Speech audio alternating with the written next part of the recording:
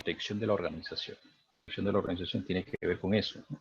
¿Qué elementos, qué herramientas, qué circunstancias tengo para que yo pueda proteger mi organización, mi empresa, mi institución, ¿no? Y bajo la cual podría, de alguna forma, tener elementos para poder sostenerla. Se sabe que hay una serie de riesgos, hay una serie de herramientas también. Entonces, hay la necesidad de hacer un análisis respecto a ello, ¿no? Entonces, veamos, ¿no? Son 3 ítems. Uno es los firewall, otro es el comportamiento a seguir en la ciberseguridad, cuál es la actitud, cuál es el desarrollo en sí, y finalmente cuál es el enfoque de Cisco para este tema. Cisco ya lo ha desarrollado hace buen tiempo, no es el pionero porque hay muy buenas certificaciones de otros lados también y tienen lógicamente más recorrido, pero lo que sí tiene de bueno es que recopila toda esa gama de recomendaciones de entidades, personas, ¿no? Instituciones de diversos tipos, y pues sale un condensado de información que es la que de alguna forma tiene. Ese sí es lo bueno, ¿no? Pero de que hay varias certificaciones, los hay, ¿no? Entonces, y hay que tener en cuenta de que no solamente es ver el tema de la parte técnica, ¿ya? Ahí vamos a ir viendo unos detalles, ¿no? Vean, en el primer caso, el firewall. El firewall, como sabemos nosotros, es una herramienta, es un equipo, un software que puede ayudarnos a proteger la red, que puede ayudarnos a sostener esa protección, ¿no? Los firewall normalmente pues se basan en un listado de puertos, los cuales los escanean, como menciona acá, ¿no? Tiene que ver con el control y el filtraje, las comunicaciones que ingresan y que salen, ¿no? Entonces, este conjunto de opciones van a estar delimitados por puertos, ¿no? La lista de puertos, voy a permitir, voy a denegar el acceso, ¿no? Estos puertos necesariamente tienen que estar escaneándose, ¿no? Para revisar, pues, a qué servicio se ingresa, a qué servicio se sale, ¿no? Dependerá el número de servicios para establecer un control sobre eso, ¿no? Y también tenemos que tener en cuenta una serie de riesgos que existen, porque a pesar de que yo tengo un firewall, podría haber susceptibilidad a que alguien enmascare puertos y se inmiscuya, ¿no? Entonces es como que yo le digo al firewall, voy a dar servicio, le toco la puerta, pero cuando estoy dentro de la red me convierto en otro tipo de servicio, ataque. Entonces, eso es lo que se tiene que hacer, ¿no? Hay herramientas de reconocimiento para identificar, pues, qué tipos de servicios hay dentro del equipo, ¿no? Entonces, y evitar así estar en una situación. Pero el problema de los firewall era eso, que solamente se dedicaban a escanear puertos. Tenían muy limitadas sus funciones. Entonces, con el paso del tiempo, han aparecido pues equipos mucho más sofisticados que lo que han hecho simplemente es mejorar esa seguridad, mejorar la situación del firewall.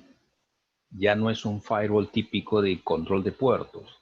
Un firewall ahora tiene que ver con otras circunstancias, con un seguimiento a los servicios, con una revisión y un análisis más a fondo de los paquetes que ingresan. Ya las funciones de un firewall ya no solamente van a revisar entradas, salidas, sino también lo van a seguir al paquete y eso va a estar reportándose. Entonces es un sistema de seguridad, en otras palabras, que va a estar establecido. Yo no puedo en una red solamente colocar un elemento de seguridad porque me faltaría, pues, digamos, herramientas para poder seguir controlando. Porque así como yo controlo uno, pueden controlar dos, pero pueden ser miles de paquetes. Como los UTM, sí, exacto. Hoy en día la mayor parte de fabricantes ya recomiendan soluciones mucho más complejas. Y es cierto, podemos nosotros armarlo, ¿no? Establecerlo. Se recomienda normalmente pues utilizar algún sistema de seguridad, ¿no? Entonces, los UTM, como bien menciona Fraser, son herramientas que van a estar bajo un sistema monitoreando, controlando, verificando la red, ¿no? Y de esa manera, de forma perimetral, me van a ayudar a ello, ¿no? Entonces acá soluciones Cisco, por ejemplo, los ASA, ¿no? En sus diversas presentaciones. Estos son los ISR, los 4000, los últimos, ¿no? Que tiene Cisco y que ya vienen con otras herramientas que van a permitir pues un mejor, una mejor respuesta ante incidentes, ante problemas, ¿no? Entonces, ese tipo de situación eh, va a poder facilitar la detección de ataques en tiempo real. Eso es lo que principalmente se quiere, ¿no? Que yo tenga la alerta temprana, no tardía, que tenga la alerta ahí. Se genera un ataque, inmediatamente lo estoy detectando, ¿no? Responder inmediatamente. Pero para eso es todo un conjunto de cosas. Yo puedo programar un equipo, puedo, ¿no? Pero también tengo que tener el personal preparado, capacitado y que tenga la actitud para responder inmediatamente. ¿Okay? Yo los puedo preparar a todo el personal también, pero tengo que decirle qué vas a hacer, A, B, C, D, ¿no? Y va a seguir. Y eso es un ciclo de vida que necesita continuar revisando, no porque ya hay cierta cantidad de ataques, ya está. Eso puede seguir. Incluso hoy en día hay ataques que se pueden ocultar sobre otros. Entonces tenemos que tener las opciones para poder no dejarnos engañar por ese tipo de situación también. Detectar y responder ataques día cero, pues. Análisis en tiempo real, de principio a fin, ¿no? Lo que hace un IDS, un IPS, por ejemplo, detectando o previniendo ciertos tipos de ataques. Los IDS, los IPS son herramientas de detección anti-malware, ¿no? Que van a basarse en firmas para detectar algún tipo de ataque. Esos pueden ser dispositivos físicos como los que observan, o pueden ser aplicaciones que se activan en los switch, en los routers, para que manejen una mejor opción de respuesta ante ataques. Entonces, hay de diferentes tipos. Entonces, ¿cuál es el propósito? Detectar los malware.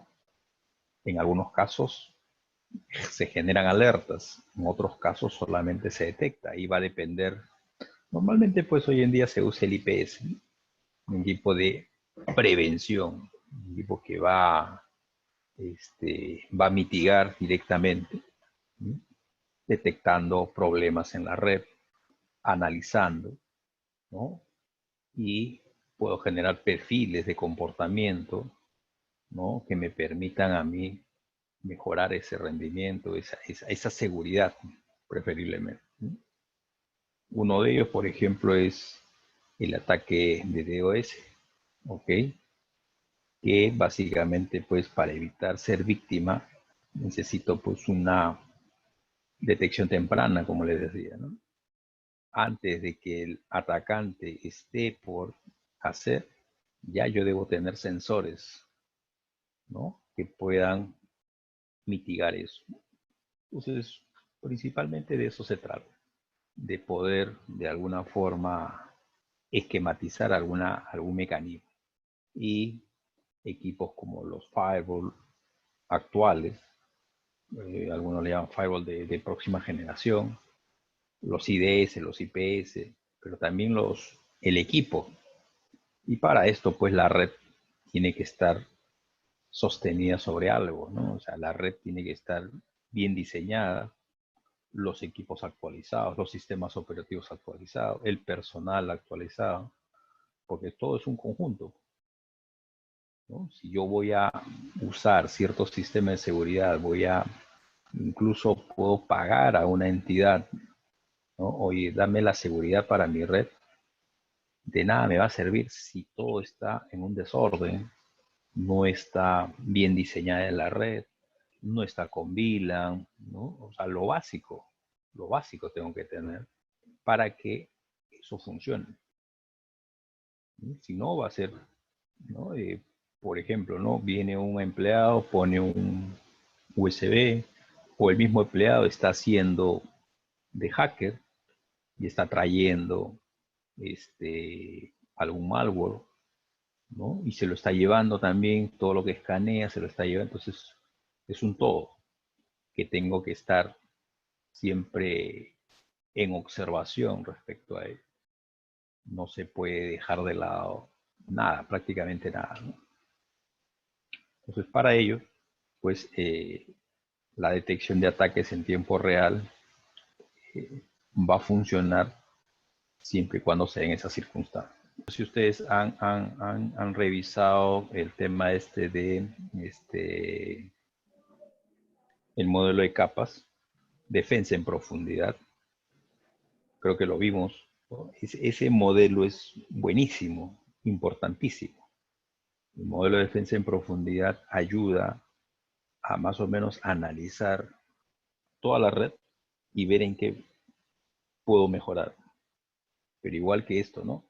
Yo puedo ponerle una u otra cosa, pero necesito que la red esté organizada.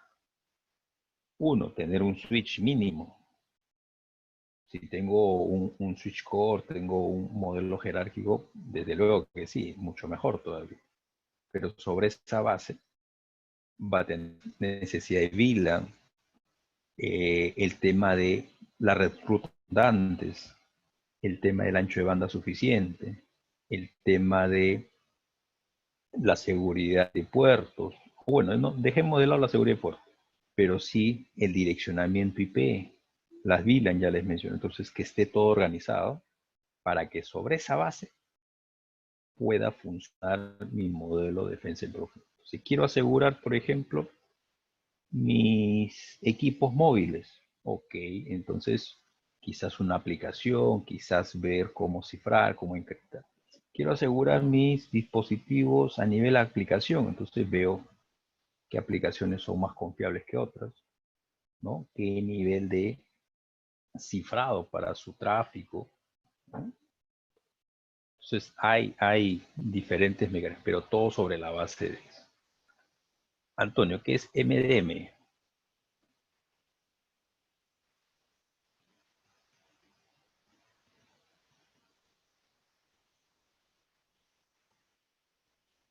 Entonces, en cualquiera de los casos se necesita, ¿no?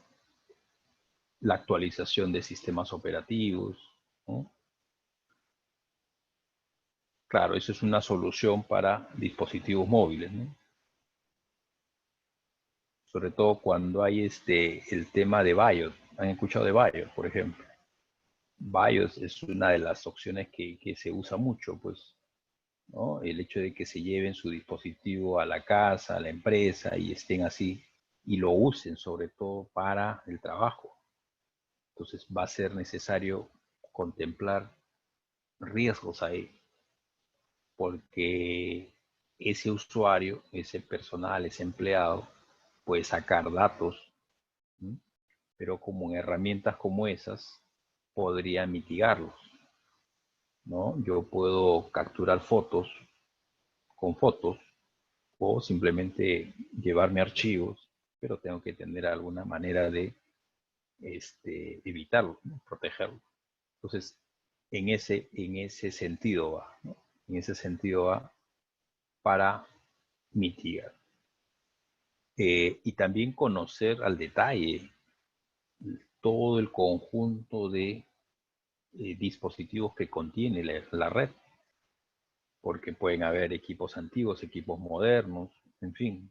Entonces tengo que tener pues un listado de ese equipamiento, ¿no? Cuándo se actualiza, si el fabricante da soporte, no da soporte, ¿no? Por ejemplo, estos son los equipos actuales. Ya estos son los routers, los 4000. ¿No? A partir de acá para adelante, Cisco da soporte. Los más antiguos, los 1800, 2800, 2600, esos ya no se da soporte. Los 1900, por ejemplo, ya hasta cierto punto lo puede dar, pero después, más antiguo. Entonces, al no darme soporte, ¿quién le va a dar soporte? El mismo administrador de red. No hay otra. Entonces tengo que analizar esos elementos para que todo esto sobre esa base funcione y no tenga que tener problemas. En esa necesidad, importantísimo ya dentro de las organizaciones, va a ser el hecho de tener un SOC. Un SOC es un centro de operaciones de seguridad. Aparte del NOC, el centro de operaciones de red, un SOC. Un SOC que permita monitorear exclusivamente la seguridad de la red. Porque hay ya normalmente las empresas, si es que no lo tienen, lo alquilan, el hecho de tener un control respecto a la red, ¿no? Si los dispositivos se conectan o no se conectan, el ancho de banda, ya eso se encarga pues los especialistas, ¿no? En la red propiamente, ¿no? Entonces el NOD, lo pongo en el NOD, ¿no? Pero aparte viene a ser el SOC, un centro de operaciones de seguridad. Obtiene datos más precisos y procesables para, ahora con este tema pues ¿cómo se llama esto? Que le están integrando inteligencia artificial, lo que es la recopilación de data, lo que es, digamos, las redes SDN, muchos otros elementos que se están integrando a las redes, va a permitir que se analice mucho más el tráfico, ¿no? Y es más, ¿no? Un software lo va a analizar. Ojo, si antes lo hacía, ahora el software lo va a analizar. ¿Para qué? Para que el mismo software decida, lógicamente con ciertos parámetros, cómo va a actuar en lo sucesivo. Es como un robot, ¿no? Ahorita los robots tienen inteligencia artificial, ya le están dando, el robot va aprendiendo y de acuerdo a eso va desarrollando destrezas. Ya, ahora, las redes SDN, las redes por intención, tienen ese propósito de que desarrolle una aplicación y puede gestionar equipos. Pero para que gestione correctamente, primero tiene que ir recopilando información, ¿no? El administrador, el encargado de programar ese software, le va a dar ciertos datos, pero este software va a ir recopilando información. De acuerdo a esa información, va a poder modificar cierto comportamiento de la red. Quizás tengo varias áreas y tal área va a comportarse cerrándose puertos, facilitando, no sé, ancho de banda, apagando los puertos. Entonces, eso es lo que está tras las redes SD. Entonces, ya en el centro de operaciones va a tener que monitorizarse eso, ¿sí? Y a eso se añade, ¿no? Que va a requerir pues un equipo de respuesta ante incidentes, un equipo ya que tenga ahí un conjunto de herramientas, si es que no físicamente tienen que ir, pero puede ser a través de la red, ¿no? Para poder mitigar ello, ¿no? Otro equipo de inteligencia de amenazas, ¿no? Porque puede haber, pues, digamos, me quieran sorprender, me quieran distraer y simplemente, pues, están tratando, pues, de colocar un virus, pero por otro lado quieren atacar otro lado, entonces, como distractores. Y también esto ya es generalmente relacionado mucho con el NOT, un equipo de ingeniería de infraestructura de seguridad, ¿no? Aquellos que ya se van a encargar de hacer ciertas modificaciones. Quizás se necesita mayor ancho de banda, quizás necesito yo, no sé, rutas redundantes, ¿no? Quizás necesito alternativas. Si es que me atacan por un lado, ¿cómo puedo yo brindarle otra opción? Entonces, cosas como esas son las que de alguna forma refleja la protección avanzada de malware. Pero prácticamente es lo que muchas entidades, generalmente instituciones bancarias, proveedores de servicios, ¿no? Van a tener eso, necesitan eso. Si no, hay demasiado riesgo. El tema de la pandemia ha abierto una serie de brechas ahí, ¿no? Y en instituciones generalmente, pues corporaciones, mucho más, ¿no? Entonces, la misma necesidad ha hecho que, si bien los usuarios están conectados de casa, pero también se han generado más riesgos. Y esos riesgos exigen que protejan más. Y a mí me dan, ya, vaya a su casa a trabajar, te va a usar una VPN, trabajo remoto ahí. Entonces, hay riesgo, de hecho que hay riesgo, ¿sí? Entonces, hay la necesidad de un mayor monitoreo, un mayor control. Esto sería lo ideal, pero también hay que ver la envergadura de la red, ¿no? Porque pagar por un servicio donde pues tengo equipo de gente, ¿no? es lo ideal, como digo, ¿no? Y aparte tener un NOT, imagínense. Bueno, hay una serie de mejores prácticas, una serie de mejores prácticas que se recomiendan siempre, ¿no?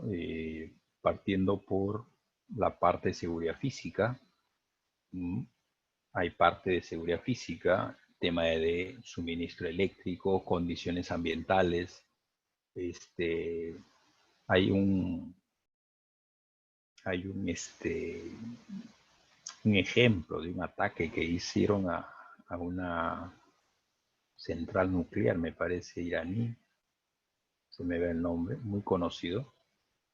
La cosa que ellos, el ataque, como no podían atacar exactamente sus computadoras, entraron y generaron un mayor consumo eléctrico, ¿sí?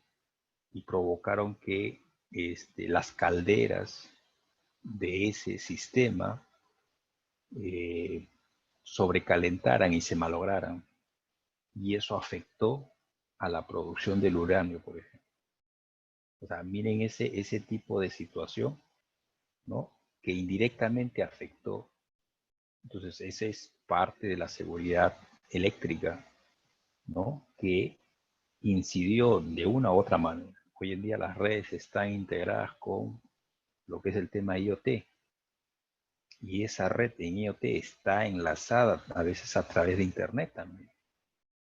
Todo ya está monitoreado a través de eso. Entonces, si no contemplo los riesgos, es susceptible a que pase una serie de cosas. Y eso que les menciono, de las calderas, ¿no? Esto sucedió hace varios años, no reciente, cuando no todavía había esa integración con el Internet de las cosas. Si en ese momento se ha dado ahora con mayor razón, ¿cuántas cosas no estarán siendo monitoreadas, ¿no? A través de un dispositivo móvil, a través del mismo Internet y una serie de cosas? Entonces, hay la necesidad siempre de verificar qué herramientas de software, ¿no? Se tienen, por qué funciona así, por qué funciona así, por qué necesito yo registrarme, una serie de riesgos. Bueno, hay la parte de los usuarios, los recursos humanos, ¿no? Hablaba de la capacitación que deben tener, pero no solamente capacitarlos, sino hacer que una auditoría respecto a ellos. ¿Mm? Una auditoría en el sentido de que a ver si lo están cumpliendo y regularmente hacerlo, ¿no? Hay una serie de políticas que se deben establecer en las empresas y esas políticas hacerlas cumplir, ¿no? Por ejemplo, NIS, una organización que tiene que ver mucho con este tema, en realidad lo que recomienda es todo un conjunto de opciones bajo las cuales puede protegerse, pero no solamente protegerse, sino llevar un ritmo constante, aprendiendo, ejecutando, aprendiendo, ejecutando. Entonces acá me dice, identifico, protejo, detecto, respondo y recobro. Esas son sus siglas. ¿No? Que puede ayudarme, sí, me puede ayudar, pero no es la única. Yo partiría antes de esto de ITIL, por ejemplo. O sea, yo siempre pongo a ITIL como base. Para TI, buenas prácticas en general. Entonces, a todo empleado debería tener la base de ITIL. ¿Sí? Entonces, y eso lo debe cumplir. Luego ya lo llevaría a esta parte o a cualquier otro tipo de framework o mecanismo similar que le permita tener un poquito más de noción respecto a la seguridad informática. Está ISO 27000, está COVID y muchas organizaciones que brindan certificación en este sentido. Entonces, cualquiera de ellos, pero la base yo la considero IT. ¿No? No solamente para el tema de redes en general. Hoy en día más que nunca se necesita eso. Y luego ya venir con otras opciones. Entonces, este tema de las prácticas tiene que ver con un tema más amplio. Como organización, la empresa debería tener seguridad de la información, ¿no? Porque lo que está acá mencionándose anteriormente es solamente la parte de seguridad informática, que se le conoce como ciberseguridad. Es la parte, es una partecita nada más, ¿no? Pero seguridad de la información es un tema mucho más global, que implica pues protección de documentos, protección del personal, cosa que están hablando algunas cosas ahí, ¿no? Que la seguridad del personal, cómo ellos actúan, cómo no actúan, a eso se está refiriendo.